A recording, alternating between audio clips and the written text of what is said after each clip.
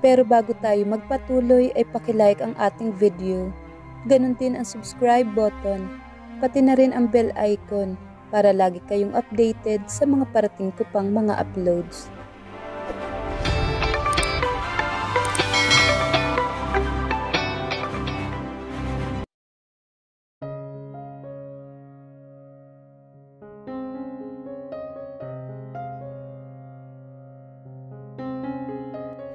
Jax and Jade were walking barefoot along the beach.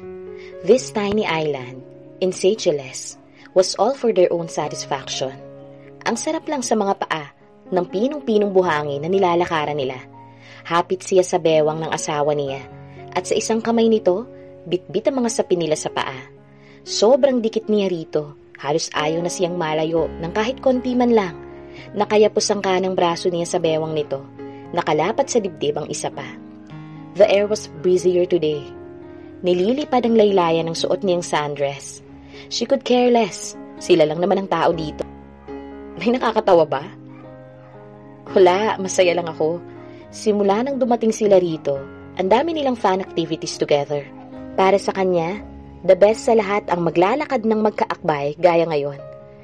Mula sa dinner sa restaurant, they just leisurely strolled along the stretch of white sand. Pinataka ni Jax ng halikan noon niya, kaya mas lalo siyang napasiksik sa katawan nito. Mas lumapat ang tenga niya sa dibdib ng asawa. Umaabot sa pandinig niya ang ritmikong pintig ng puso nito. Nakakarinig ko ng musika, ha? Saan? Dito. Tinapik-tapik niya ang daliri. At anong sinasabi ng puso ko? Tuk-tuk, tuk-tuk, tuk-tuk. Mapaglarong sagot niya. Silly. Anito, bahagyang tinusok nang hintuturo ang tungki ng ilong niya. Let's dance? He wrapped his left arm around her waist and held her hand with the other. Pinagsalikop nito ang mga daliri nila at marahang inuugoy ang mga katawan. Natural na ihihimlay niya ang ulo sa dibdib nito at ipipikit ang mga mata. Isang bagay ang natuklasan niya. Ang galing sumayaw ni Jax. Suwabe ang bawat galaw nito. Gusto mong malaman ng isang sikreto? Ano yun? Nauna kitang nakita. Napadilat siya ng mga mata. Nangunot ang noo niyang tinignan nito. Sa isitan tayo unang nagtagpo, di ba? No, sa gilid ng daan kaya. Namumroblema ako noon sa nasirang gulong ng kotse ko. Then, I saw that beautiful young lady passing me by. Pinaikot siya nito ng 2 beses at muling niyapos. They were continuously dancing like they have their own little show. Kasama ko si Eliza that time. But that young woman managed to set something so unthinkable inside of me. She ignited a curiosity, a fire. Dahan-dahan siyang napatigil sa paggalaw. She couldn't believe what she was hearing. Hanggang sa tuluyan na silang napahinto sa pagsayaw. Everything seemed suspended in time. Nakatingin lang sila sa mga mata ng bawat isa. Parehong napipintahan ng kakaibang damdamin. I was always drawn towards you, Jade. Naramdaman niya ang paghaplos nito sa mukha niya. May sariling isip naman ang mga palad niya na hinawakan ng palad nito na nakalapat sa pisngi niya. So, Joan, I learned hating myself for thinking that I had cheated Eliza. You were quiet and shy, so alluring and mysterious at the same time. Dahan-dahang bumaba ang mukha nito sa kanya. Dumampi ang mainit nitong hininga sa mukha niya. Nauna lang kami nagkakilala ng kapatid mo. But look what happened. Life has really its strange ways to bring two people together, di ba? Naisip ko nga, Eliza was our bizarre Cupid. He chuckled. Oo nga, it was just so strange. Ang sakit ng ginawa ni Eliza sa kanya, pero dinala naman siya ng sakit na iyon sa mga bisig ng asawa niya ngayon. Everything was meant to happen. Isang realisasyon ang tumama sa kanya. Siguro oras na para magpatawad at kalimutan ng lahat. Mahal kita, Jade. He kissed her on the lips. It immediately set her body on fire. Ang tamis ng halik na pinagsaluhan nila, it was full of love. Nang maghiwalay ang mga labi nila, kapwa sila may mga kakaibang kislap sa mga mata. They knew they were both leading towards something. Let's get inside. Anas ni Jack sa tenga niya. Sa nagmamadaling mga kilos, narating nila ang cabin. Halos punitin na nila mga kasuotan habang walang patid na mapusok na nagkahalikan. Binuhat siya nito at inuupo sa malapad na sink at sinuotan ng bathrobe na bitbit nito. Then he gently wiped her face and mouth. Napakabanayad ng pagtampi nito ng paper towel sa mukha niya. Tila iniiwasang masaktan siya. Sa lahat ng galaw ni Jax, nakamata lang siya rito. Saka nito binako ng mga braso sa magkabilang gilid niya at hinalikan ng kanyang bibig. Jax, kagagaling ko lang sa pagsusuka. Sumimangot siya. Tinawanan lang nito ang reaksyon niya. He looked so entertained as she covered her mouth using her hands. May inabot ito sa cabinet sa gawing kanan niya. She was too dizzy to know what it is. Siguro kailangan nating mag-test. Kumunot ang noon niya nang makita ang hawak nito. It was a pregnancy test kit. Bakit meron ka nito? Takang tanong niya na nasa kamay na niya yon. Special instructed the resort manager to have this on our cabin. Natutula lang nakatitig lang siya sa mukha ng asawa. Ilang saglit muna ang lumipas bago siya nagsalita. Alam mo, I made sure na nabuntis kita. Nagkahabol ako di ba? Tara, tingnan na natin kung ano bang result. At alam nito na ang ihi ang gagamitin. Inalalayan siya nitong makaupo sa sink. Ito ang nagbalat ng packaging ng kit at ito pa ang humawak nun. Alam na alam nito kung paano gamitin. Nakakahiya. Halik sa bibig lang ang tanging sagot nito. Bahala ka nga. Nang mapatakan ng ihi ang kit, nilapag muna yun ni Jack sa sink. Binuhat siyang muli at pinaliksak ng uupuan. Para siyang baby nito. Now, the waiting game. Sandwich between her thighs. Niyapos siya nito at buong suyong hinaplos ang buhok niya. Walang humpay ang pagtatanim nito ng halik sa kanyang bumbunan. Ganun lang ang ayos nila makalipas ang ilang sandali. Let's look at it together. Kinuha ni Jax ang kit. He was composed pero halata ang kaba nito. Kaba iyon ng excitement. Unang beses ito na mamamalas nito ang simbolo ng pagdadalang tao niya. Kung may laman nga ang sinapupunan niya. Ready? Bumilang pa ito ng 3. Sabay nilang tinignan ang bagay na yun. 2 pulang linya. Yes! Napabitaw ang asawa niya sa kanya. Napaatras ito at napasuntok pa si Ere. Isa pang baby! Naiiyak na natatawa siya habang nakatitig sa asawa niya. Jax looked so happy. Hindi maipaliwanag ang kaligayahang bumalatay sa mukha nito. Ang mga mata nito nanginginig at nagniningning sa tuwa at sa luha. Then, he looked at her with so much admiration, love and gratitude. Hinawakan nito ang mga pisngi niya. Hinalikan siya ng buong suyo. Anong gusto mong kainin, ha, ma? Manggang hilaw at bagoong? Ice cream? O halo-halo? Ang tanong ang naghiwalay sa mga labi nila. Kare-kare, ano pa ba? Inabot nito ang mukha niya. Relax pa. Sasabihin ko agad sa'yo kapag naghahanap na ako. Tsaka kapag mayroon akong gustong kainin. So, what can I do for now? I wanna do something for you and the baby. Lumuhod dito sa harap niya at hinalakan ang impis niyang puson. Baby? Babies? Mama and Papa loves you so much. So much. Saka niya naisip na how important this is for him. Sa unang 2 nila, late na itong nalaman ng totoo. Umabot ng halos 6 na taon kay Jenny at lumulobo na ang tiyan niya kay Edriel nang malaman ito. Sinuklay niya ang buhok ng asawa. Sinenyas ang tumayo. Just hug me, Papa. That is enough for now. His arms wrapped around her. Ito ang unang pregnancy na nasa tabi mo ako. Pinagbunggo nito ang mga noo nila. Nakapikit nitong tila sininghot ang balat niya. Punong-puno ng emosyon ang mga mata nito na magdilat. Thank you for making me such a lucky man. I love you, ma. Hinalikan nito ang bibig niya. Sa sumunod na mga sandali, nagyakapan lang sila. They were just savoring the moment together. Hindi niya mahintay na umuwi at ibalita kay Alexa ang tungkol sa pagbubuntis niya. For sure maglulundagan sa tuwa mga anak nila ni Jax. They will be bringing with them their greatest and most important pasalubong. Sana nga twins para mas masaya. Or kahit isa lang, masaya pa rin. Kahit ano, maluwag sa loob niyang tatanggapin. A child is always a blessing. Lalaki man o babae, basta lalabas na healthy. Bakit ang tahimik mo? Nag-iisip ako ng mga pangalan, Mama. Hindi pa man, binuuna nila ang posibleng magiging pangalan ng bunso nila. The next moment, napuno na ng mga tawanan nila sa buong banyo as they coined names for their new baby. Basta nandun dapat ang pangalan ni Dad at ni Papa Joseph, ah. Sounds fair. Nahaplos niya ang kanyang tiyan. Sobrang saya namin na dumating ka, anak. Sinisigurado ko, you will be loved by all of us. Malayang nakaabot ang tubig dagat sa mga binti ni Athena. Nakayapak sa buhang nina nang walang sapini ang mga paa. Tama lang ang hampas ng alon sa balat, pati na ang pinaghalong init at lamig ng tubig. Her eyes darted to the magnificent beauty in front of her. The water was so clear, and the long stretch of horizon felt so calming to the nerves. Yes, everything was calm and peaceful. Siya lang itong hindi makahanap ng tamang kapayapaan. Ilang sandali pa lulubog na ulit ang araw. Kung ilang beses na niyang inaantabayanan ang paghalik ng araw sa dagat, hindi na niya mabilang pa. The setting sun always made her contemplate on a lot of things, mistakes included.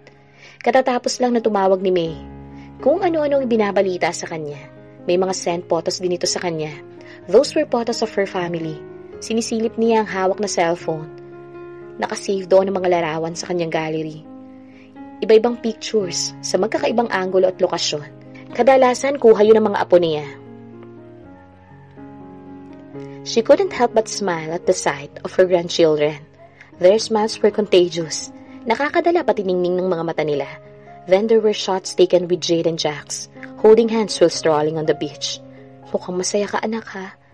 Sa paraan ng pagdantay ng mga mata ng mga ito sa isa't isa, there was no denying they were so in love. Noon pa man kakaiba na kung tumitig si Jax kay Jade. There was some sort of possessiveness. Kaya gano'n na lang ito nasaktan dahil sa kasinungalingang ginawa niya. She scrolled the photos. May mga kuhang nagsasayaw sina Jax at si Jenny. It was during the wedding reception. Meron ding karga ni Jade si baby Gabriel. Nahaplos niya ang nakangiting mukha ng apo niya sa screen. Whenever he caught a glimpse of her, kapag palihim siyang nakamasid, bukas kagad ang friendly smile sa kanya. Sa isa pang larawan, nagpiknik ang buong mag-anak sa park. Larawan ng mga itong isang buo at masayang pamilya.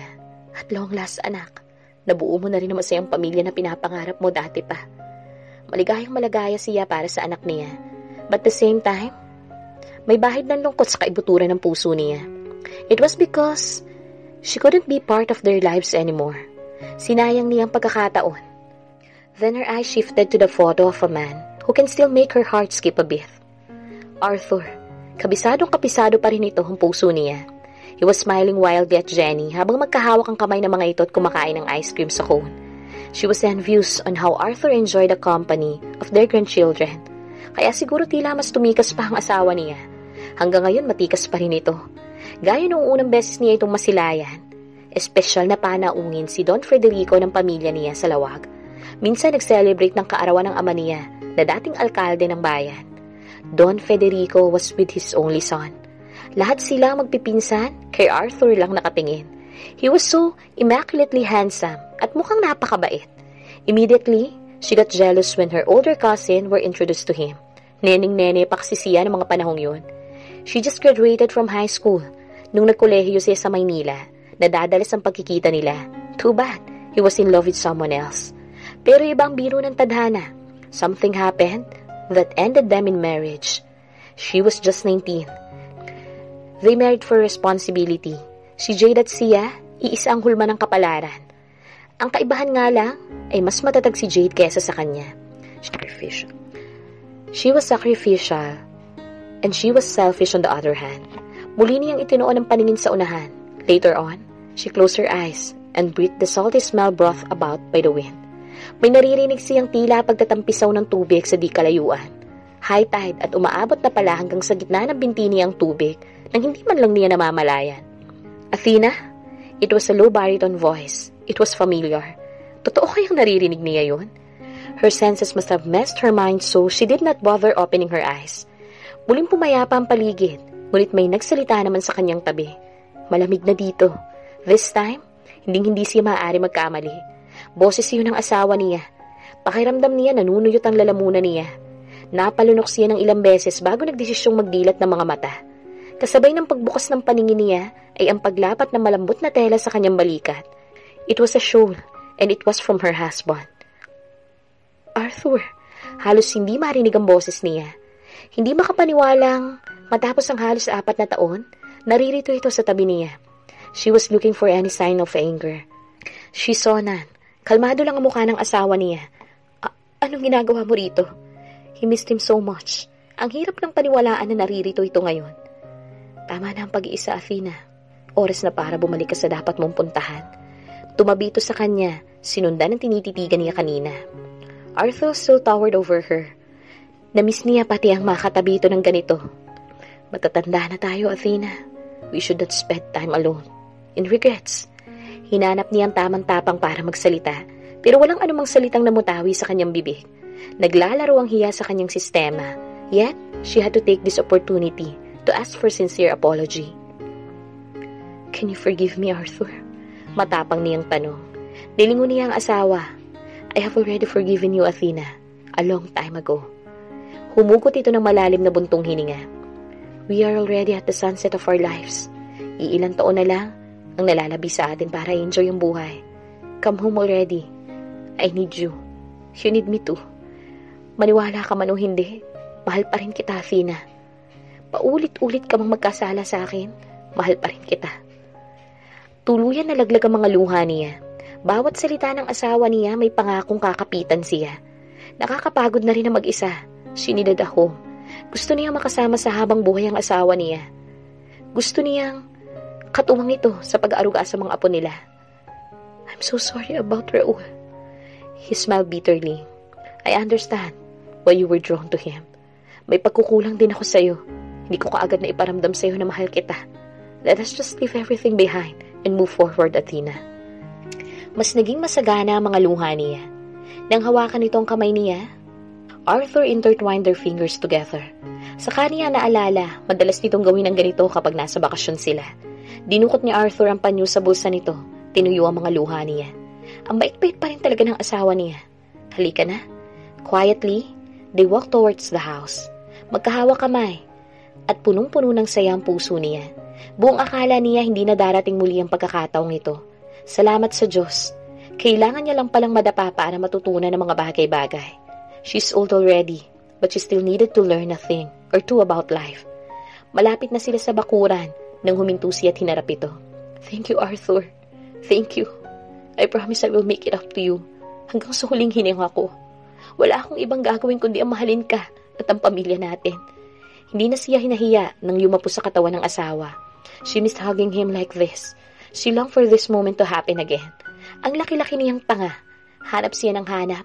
Nasa harapan na niya mga kasagutan sa mga kakulangan sa pagkatao niya. "Mahal na mahal kita, Arthur. I still feel it." Pinatakan ito ng halikang noo niya. "Kaya from now on, we will do things together. Mas matutuwa ang mga apo natin kapag magkasama na tayong nag-aalaga at nagmamahal sa kanila." Mas sumigpit ang kapit ni Arthur sa kamay niya. Tinumbasan niya yun ng higpit at nagpatuloy sa paghakbang. Hindi pa man nakakapasok ng bakuran, dinig na niya ang hagikika ng mga bata sa loob. Napatingin siya sa asawa. Ngumiti lang ito. Inudyukan siyang pumanhik. God! She got excited. Kilalang-kilala niya ang mga boses na iyon. Naririto ang mga apo niya. Pinayaga ng mga ito ni Jax. Bumitaw siya sa asawa at mabilis ang mga hakbang papasok at hinanap kaagad ang mga ito. Nasa sala ang mga ito. Nagtatatalon sa leather na sofa ang apo niyang si Adria. Habang nakaalalay naman ang ate nito. "Jenny! Adriel!" Parehong napalingon ng dalawa sa kanya. "Lola, ganda!" Umahan kaagad si Adriel sa upuan. Patakbong yumapo sa kanya ang bunso. Binuhat niya ito at pinaghahalikan. She felt someone hugging her waist. It was Jenny.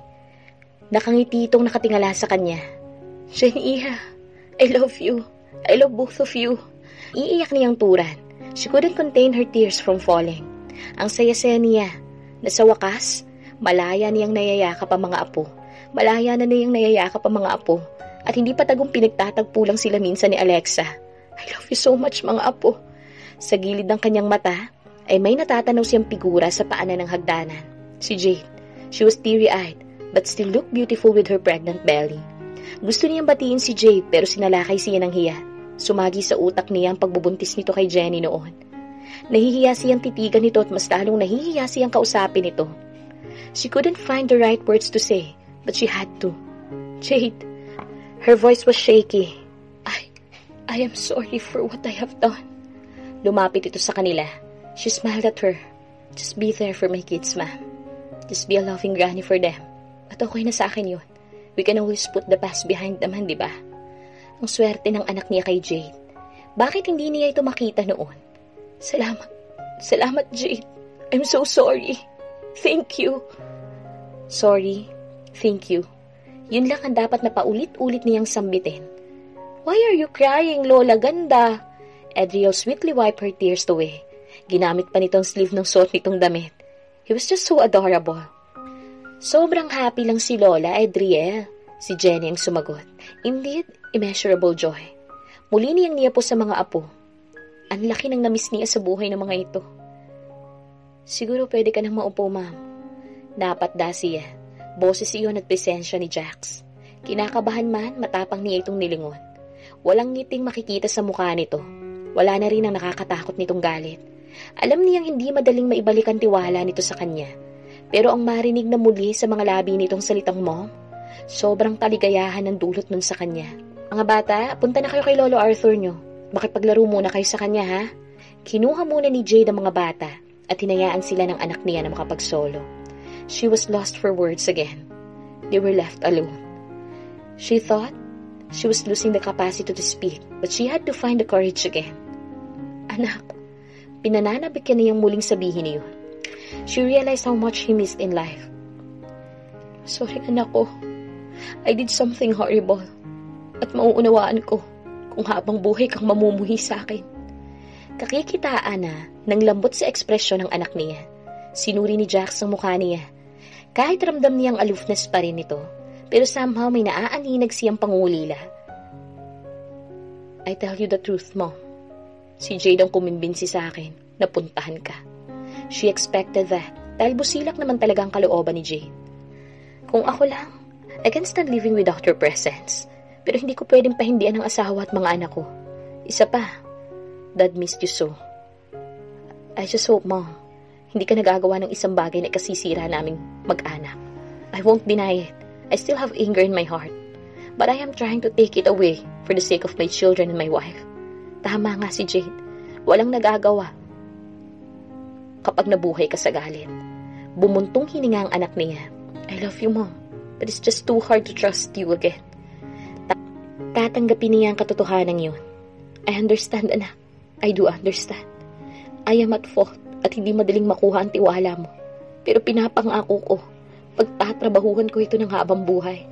Dahil ang pagkakataong ito na binigay sa kanya ng kanyang anak ay panghabang buhay. Pagyayamanin niya habang buhay.